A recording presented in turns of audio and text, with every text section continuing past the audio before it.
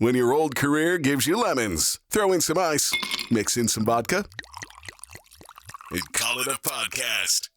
From the Mac of All Trades studio in Fairport, and driven by Victor Chrysler Dodge Jeep Ram, it's Billified, the Bill Moran Podcast.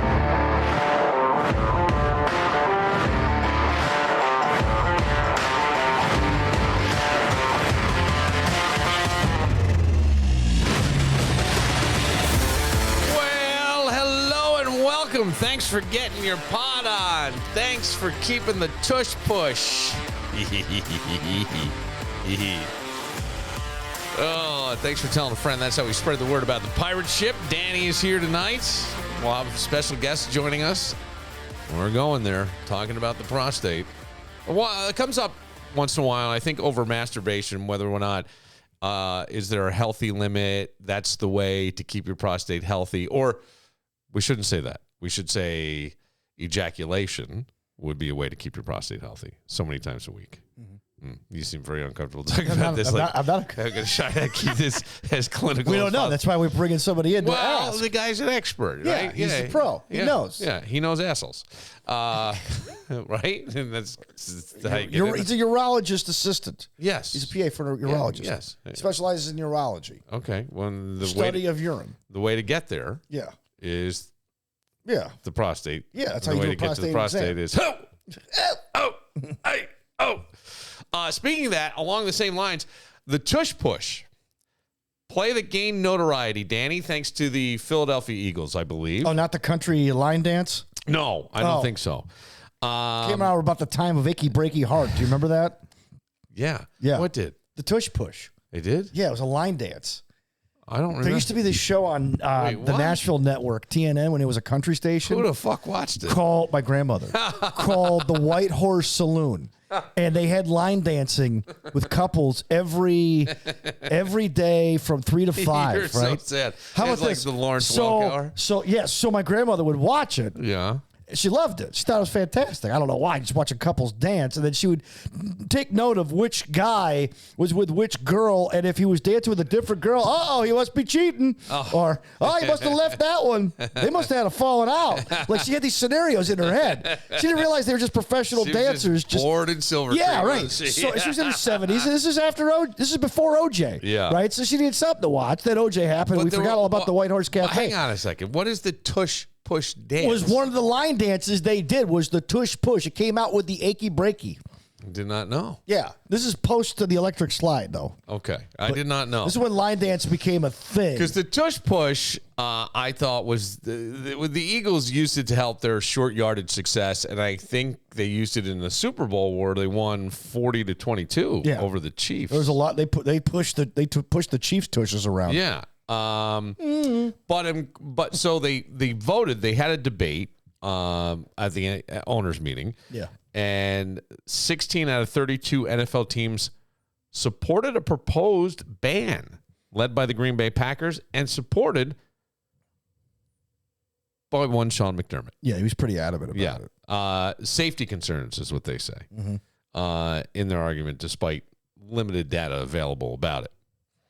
There's limited data because it's only been around like 3 years. For years, you couldn't push anybody or pull anybody across, and then somehow the rule got changed, and the Eagles and the Bills have taken advantage of it because they have two quarterbacks who can do it. Why would you? Okay, so why is Sean against it? Like, here's the thing. I thought, is there a chance they're going to outlaw it because it's not as exciting of a play? It's not exciting, and it's almost a foregone conclusion that you get the first down. Yeah, so think. I go, it's going to go away. Then the Bills fucked it up. Yeah. I think more than once. They got it the first time. Yeah. If you go back and watch the game, they got it the first time. All right. But then Kansas City caught on. So I feel like once they screwed it up, then I'm like, it's here to stay now because it's not 100% all the time.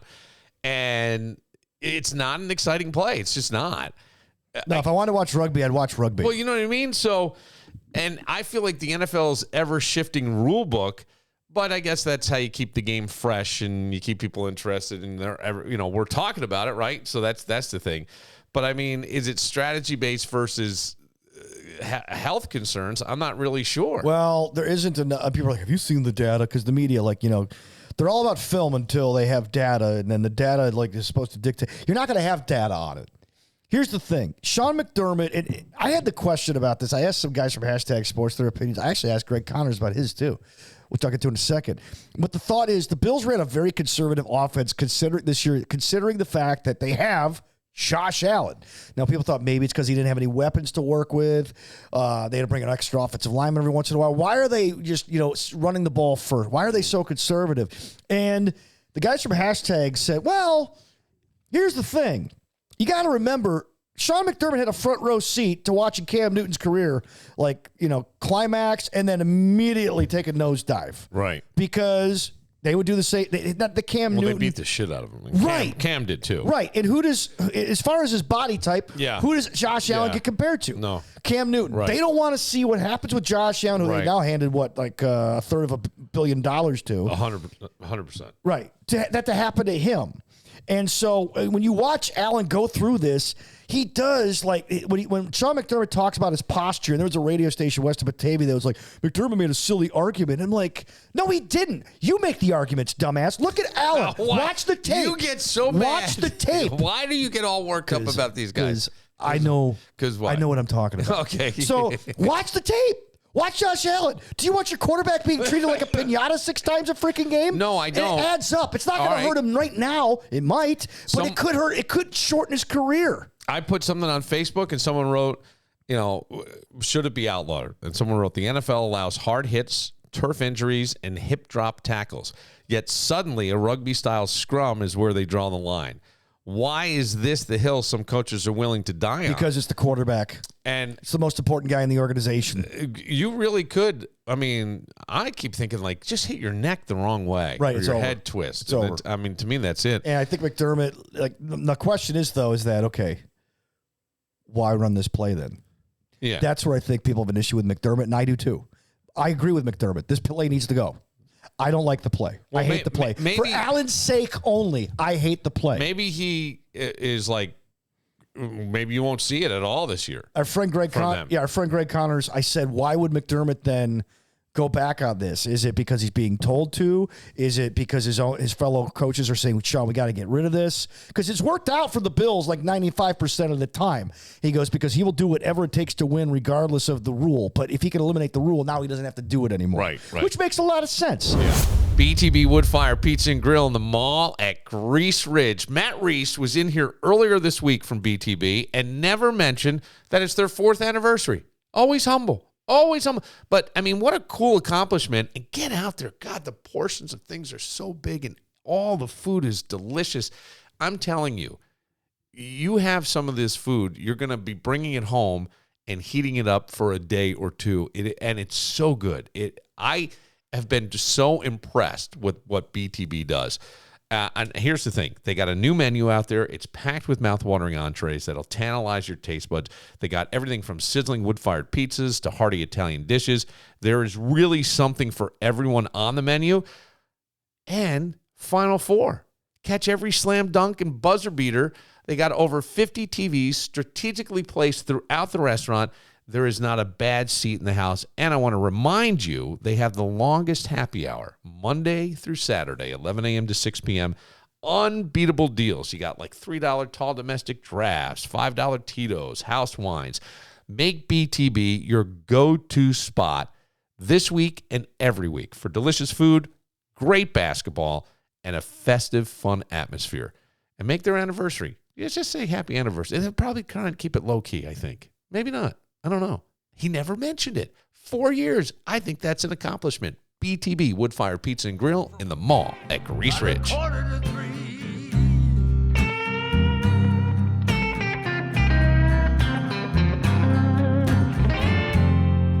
Yes, I woke up this morning. It was about 2:45.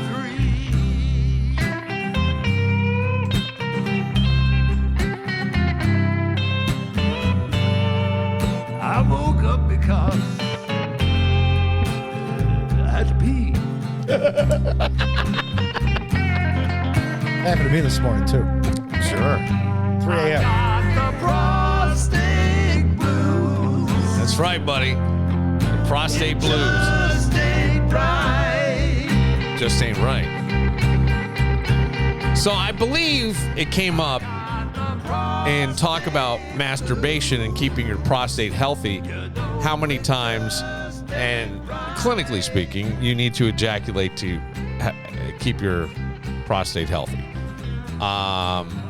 So that's where I think the original impetus of getting somebody who has some scientific knowledge about this would come in. And Dan had, I forgot he was in your band. Yes. You said the original Diggler's Bridge. Yeah. Was he there at East End when you were the big rock star and we took the picture? Oh, he's not. No. Okay. But the original the 04 to 08 version. The 04 to 08 version. Yeah. Okay. Mm-hmm. Yeah.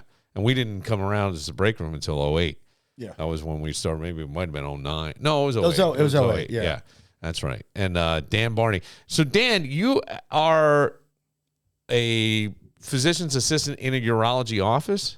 Correct. Yeah, with the University of Rochester. Okay. Primarily outpatient urology, so seeing patients in clinic pretty much 5 days a week. Yeah. And I've been in urology actually since 2006. Okay.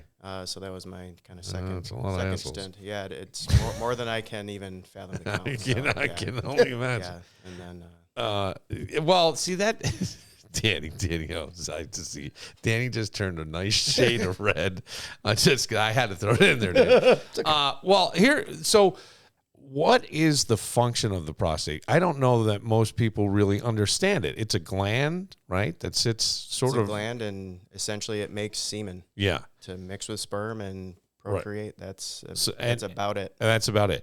And when men have had this, but does it also play into any part of erectile dysfunction? It can sometimes. It can. Yeah, get in the way of blood flow, nerve function. Okay, but it's not the most common reason why men end up with that issue. Right. So when men have had, and there's a few guys that I know who have had their prostate removed, and there's a whole procedure. I think Dr. Drew at one point was talking. He had his taken out, and what a process it was. Healing from that and coming, I guess, getting all kinds of function.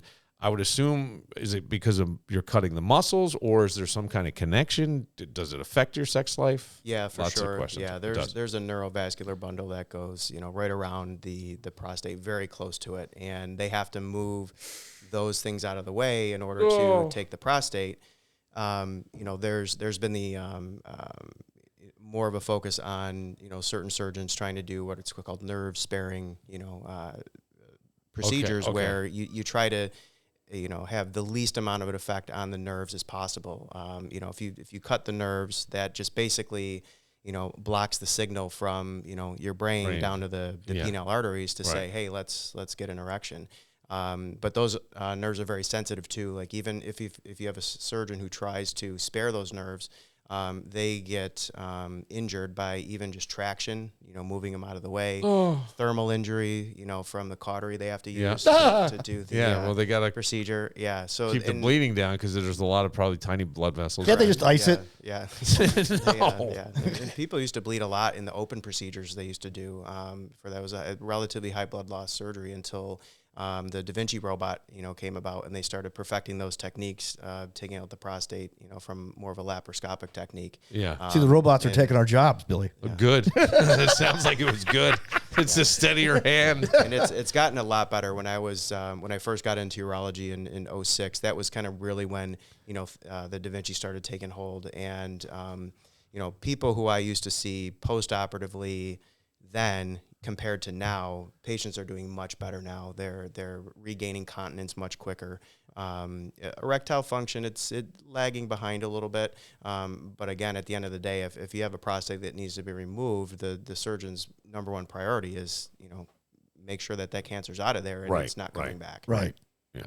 That's the important thing. Is it similar to a woman's hysterectomy type thing, or am I only in that it's sexual function, right? Cancer in that area. Right. Yeah. There's, from a physical standpoint, there's quite a bit more collateral damage when you take out the prostate.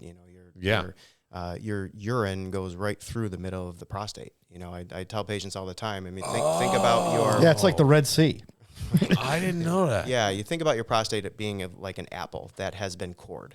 Right? Yeah. You can see right through the middle of Right. it. And that's right underneath your bladder.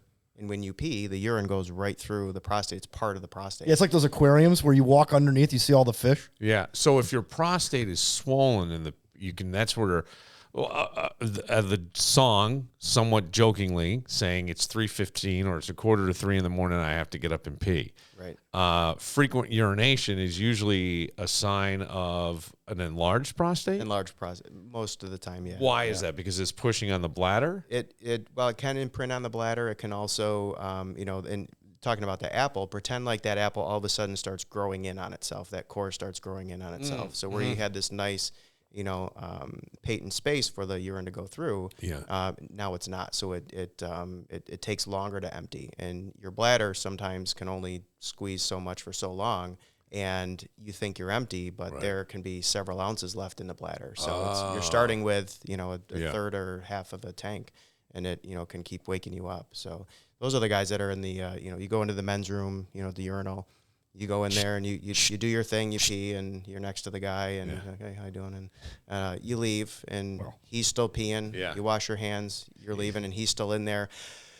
Huffing, puffing. Those are the guys who have a lot of prostate issues. Ugh. Have you ever turned to a guy and go, you know what, here's my card? No. I've thought of it before, like, hey, I think I can help you out with this. It seems like you're in a lot of discomfort. But back to the masturbation. Is there truth to that? That but sex or masturbation, ejaculation is healthy for the prostate, and is there sort of a balance? Like I think we read somewhere 3 times a week.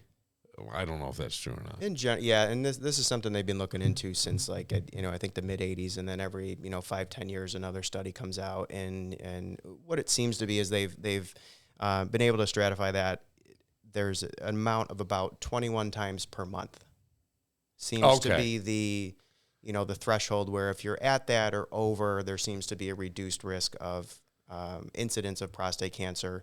And there's certainly more of an increased incidence for those who are at the 4 to 7 times per month. Starting window, like at young ages or like throughout your lifetime? They start looking at, people in their 20s and beyond. They're trying to track these people, through a long period of time. And they go back and, there'll be people in surveys, and they get questions, and then every couple of years they send out the questions again, just to track their progress. Because there is a movement right now. If you've heard of Dr. Jordan Peterson and Dr. Andrew Huberman, and others, they have joined this, what they call a no FAP movement, right? Which is an anti-exacerbation movement where because it has nothing to do with the prostate. It's the idea of your dopamine levels and your psychology that you're getting used to the same climax, that nothing can top that. So you're going to go and get crazier and crazier to try to overcome that dopamine hit that you get from an orgasm. If you're watching pornography and doing that all the time. Right. And their whole thing is don't do it, just have regular sex. But a lot of people, you need someone to do that with. And if they don't have that, their recommendation will don't do anything. Well, but it'll raise your testosterone. So there's like a trade-off to it. Does that make sense?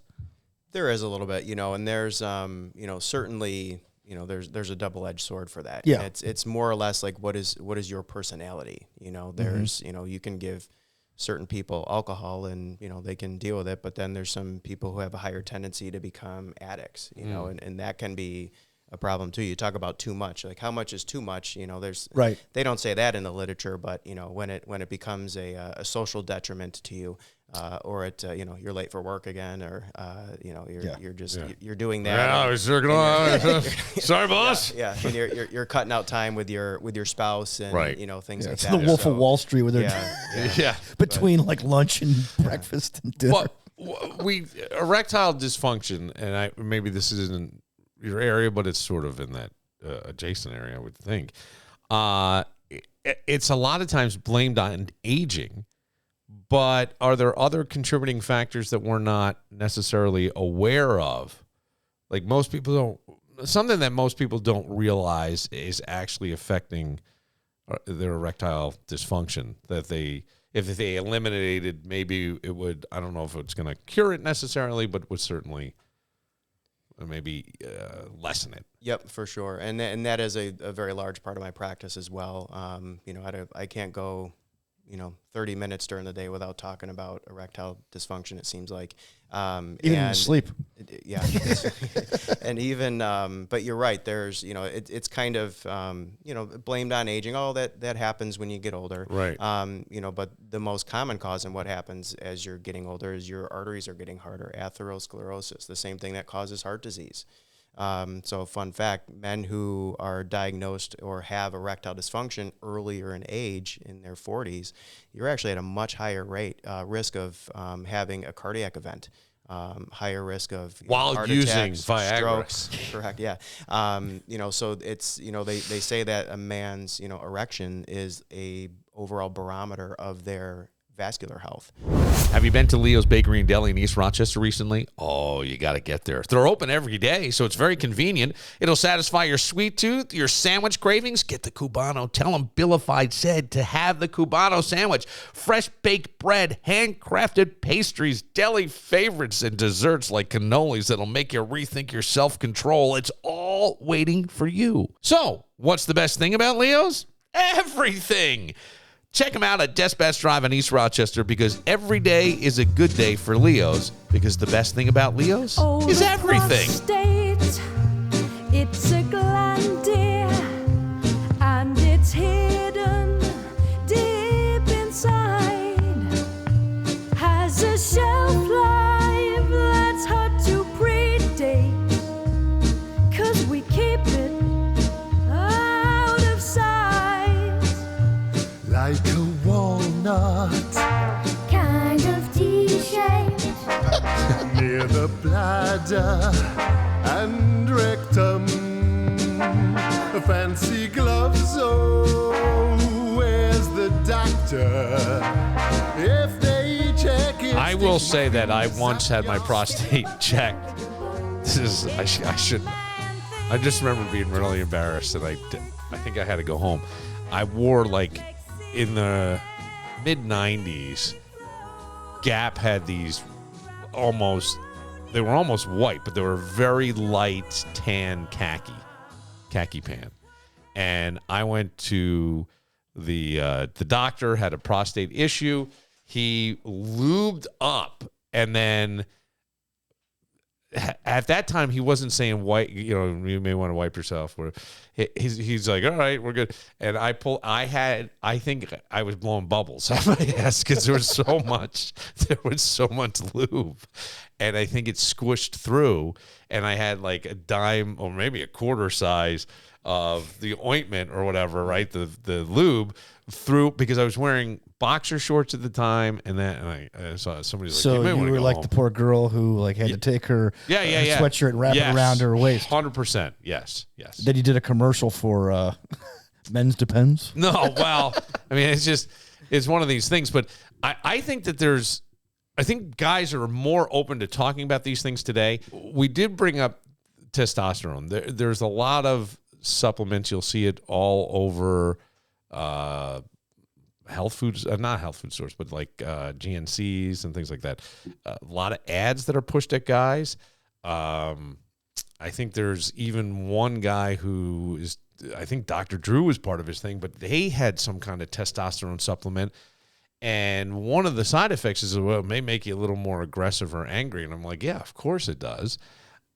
What are the dangers with that? Are there? Or is it better to try to raise it naturally and let nature take its course? Yeah, I mean, first off, if I see someone, it's, you look at the whole picture, and, and I may have hundreds of patients on some form of testosterone. Yeah.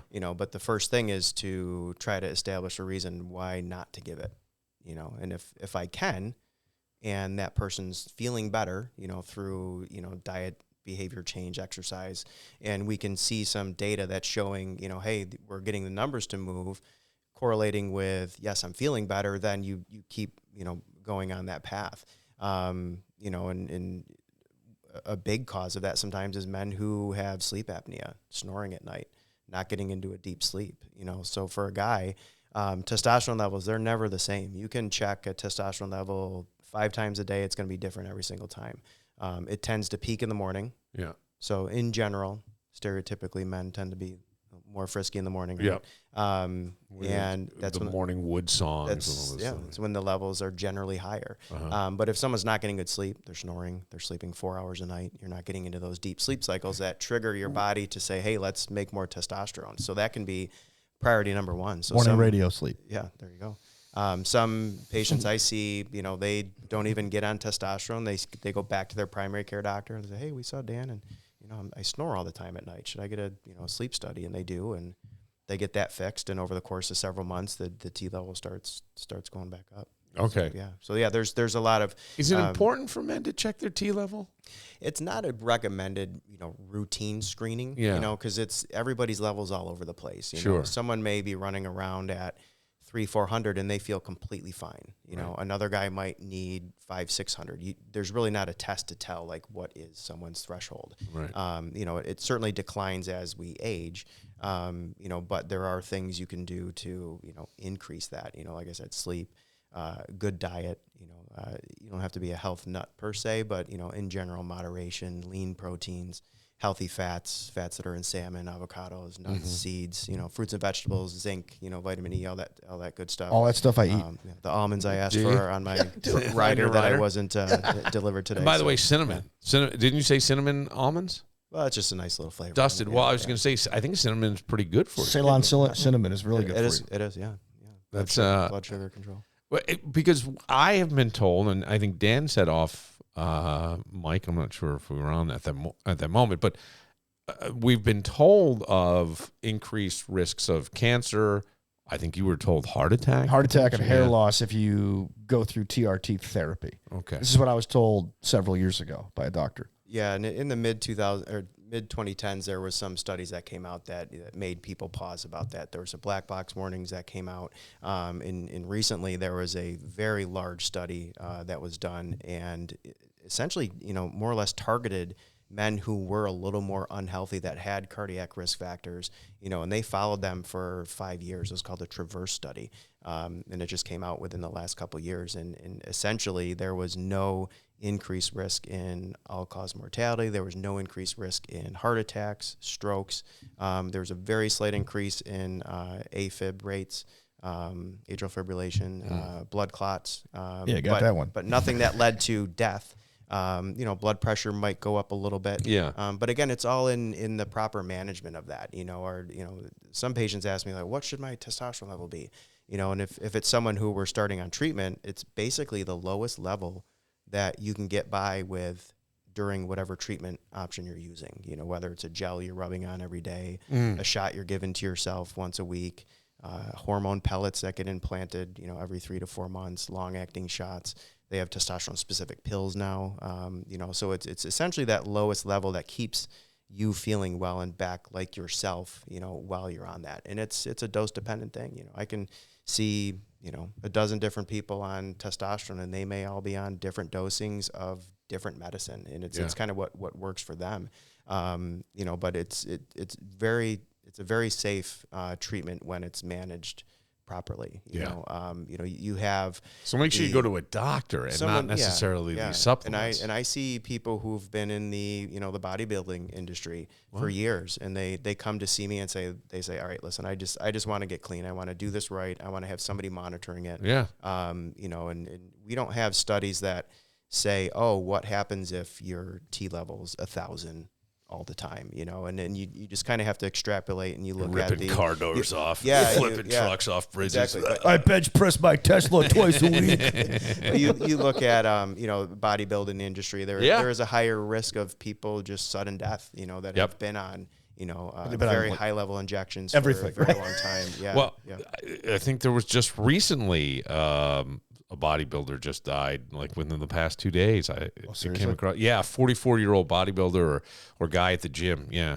Wow. Well, it's about our age. I mean, well, it's funny because like Ken Caminiti, remember when the steroid thing happened in baseball? He ended up dying. He had like the drugs like later on stuff, but he didn't realize that when he took steroids, that steroid users typically cycle on and off. He just kept going and going and going. It didn't stop. And then when he stopped, all of a sudden he felt lethargic, so he kept going. And guys like Canseco were like, no, bro, you got to do it like this. That's how Canseco became like the godfather of steroid usage, because he actually this is going to sound ridiculous. He introduced really steroids into baseball and made them more, I don't want to use the word mainstream, but educated a lot of baseball players on how to use them. Yeah. He was kind of like a I mean, if you've seen Canseco today, he looks fantastic still. He's like 60-something years old. But like he did it like in a proper way. Caminiti was just doing it all the time. I almost feel like there's a rise in, I don't know what the right term is, longevity doctors, but there are doctors who are doing different hormone replacements and for men, right? You know, and these things. And I always worry. I always go, are you making yourself more susceptible to something catastrophic versus actually helping your body? And I don't know the answer. And it sounds like if you do things properly, it can work out. Yeah, and I've been fortunate to take care of some people for over a decade now, and people that they do well. I have so many people that say that they get their life back. And one of the primary symptoms of low testosterone is just feeling like low energy. Like I can't get up and do that. Motivation. Like I used to go to the gym all the time. I can't get myself to go.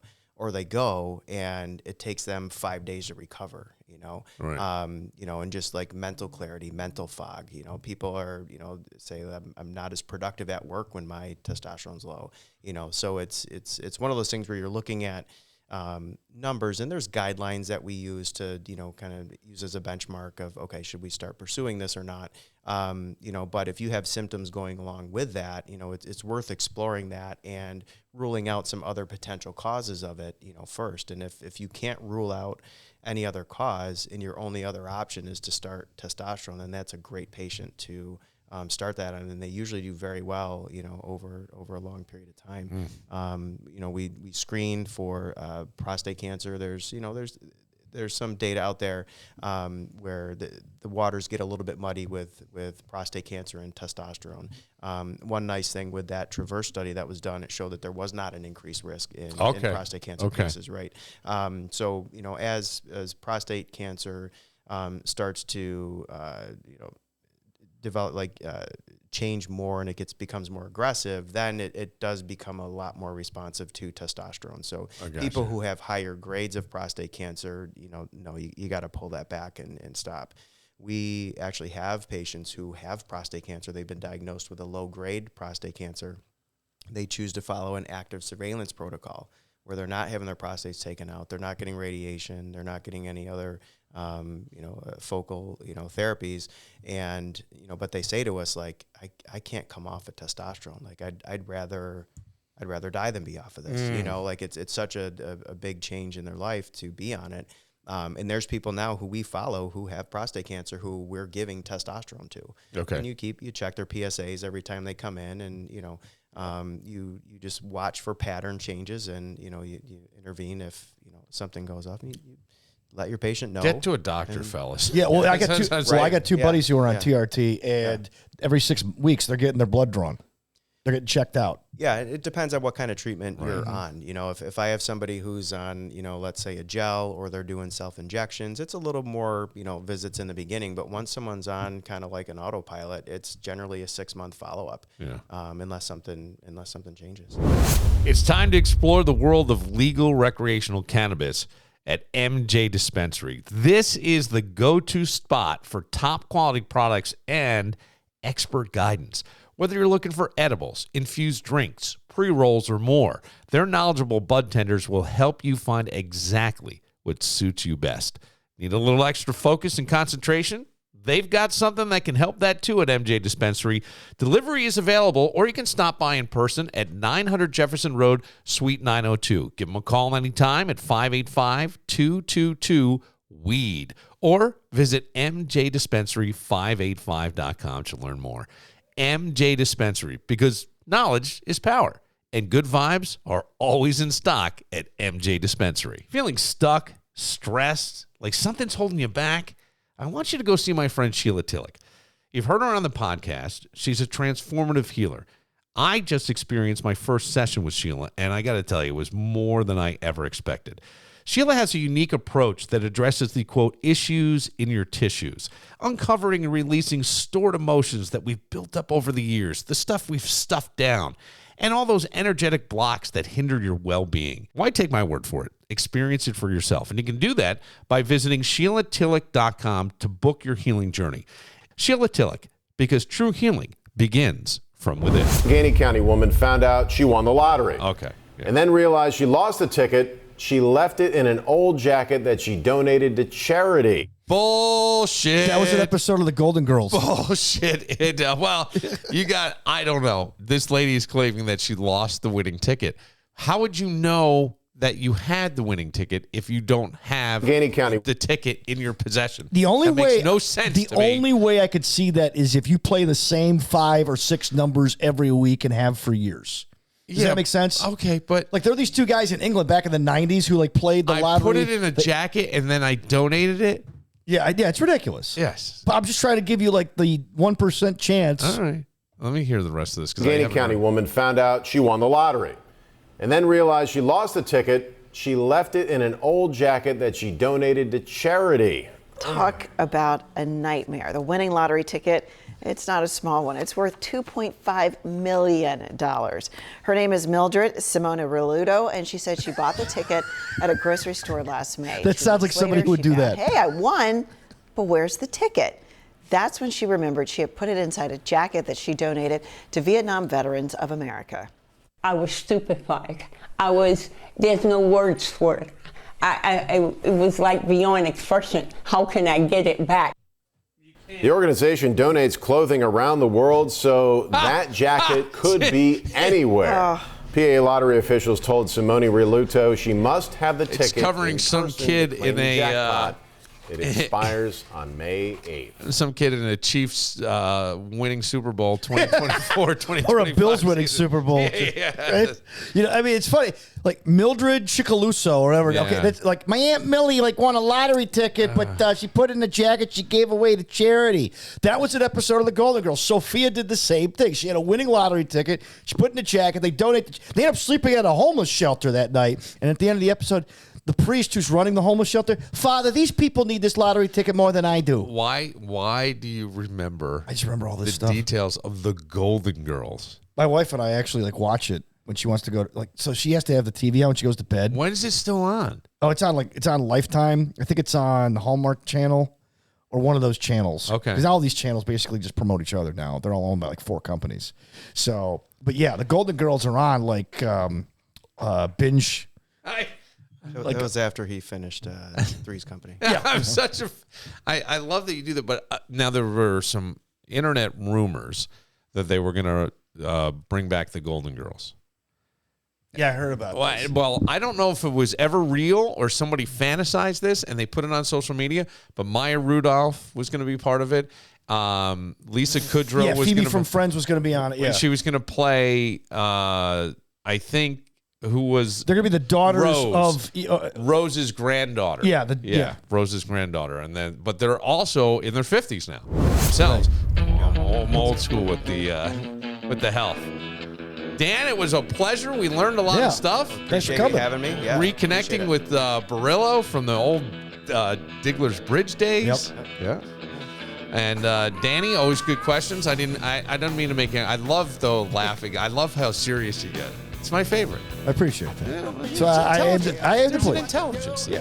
We had one guy calling the break going, "Hey, tell Danny to shut up." Oh, all right. It's Vinny. Loves to get under your skin. It's all right. All right. You know, I've lived a life. I'm Bill Moran. Tomorrow's someone's birthday, or maybe today, as you're listening to this, we'll be celebrating tomorrow. I can't imagine who it is. We'll see you tomorrow. The land of opportunity for me is just a curse. Tell that judge in Bakersfield, my title had to wait.